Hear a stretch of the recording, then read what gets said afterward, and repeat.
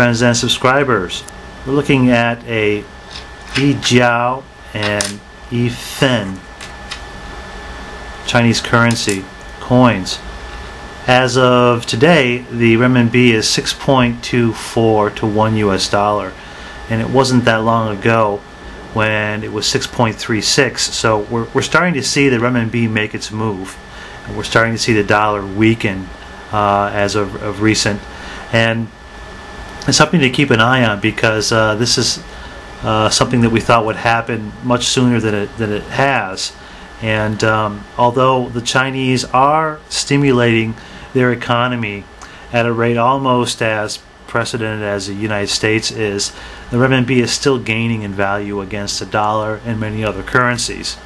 Now, what I want to show you here is this Yi Jiao coin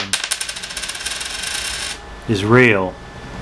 This Yi Jiao coin is obviously fake. But, you know, in the late 90s and early 2000s, there were so many of these fake Yi Jiao coins made that now no one even bothers to call people out on it when they purchase something. It's just accepted that, you know, you're going to have a certain number of these fakes that are going to be out there.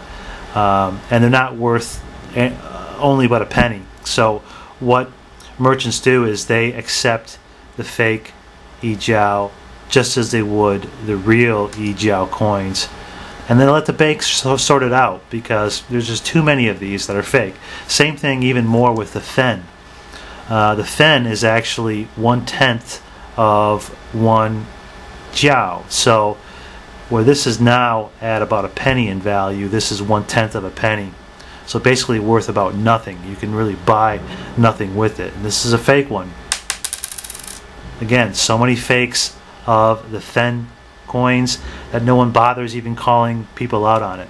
They just accept it, they take it to the bank sorts it out. In fact, one time at the bank when I was doing some money transfers, I got a bunch of these Yi Fen coins to settle the transaction. And the first time that I got them, I asked the teller at the bank, the lady that was helping me, I said, "What is this?" And she looked at it and she laughed, and she actually grabbed up all of my Yi Fen coins, and this is a true story. She walked out to the curb and she threw them into the drain, and basically in Chinese said that they're worthless. And so that's kind of how the way of the dollar, right? We know that they're already trying to get rid of physical money. There's evidence of that. I've heard some rumors that the banks, such as Wells Fargo, if you're trying to cash a check of $1,000 or more now, they delay you actually getting that in hard currency. I think 12 or 14 days, something like that. It's absolutely incredible.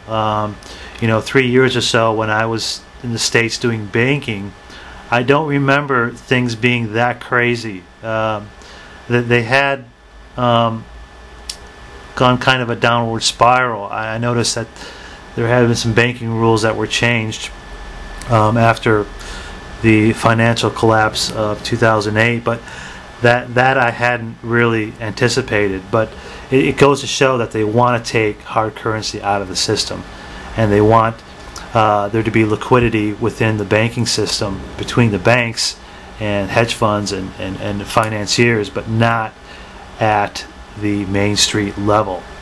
So it'll be interesting to see what happens with the value of the dollar compared to the renminbi going forward. And you could very easily see a day where you'll take a pail or bucket of dollars or a wheelbarrow full of dollars to the grocery store to get a gallon of milk or a loaf of bread, and there'll be counterfeit dollars in that bundle, and they won't even bother to call you out on it, because the dollar will be worth nothing. They'll just let the banks sort it out. That's a very real possibility. I mean, at one time, this would actually buy you something. At one time in China, this would actually buy you something. Today, not worth anything, and many counterfeits, but no one seems to care. Will anybody care with the dollar when it gets to be the point where they're printing $1,000 notes and beyond?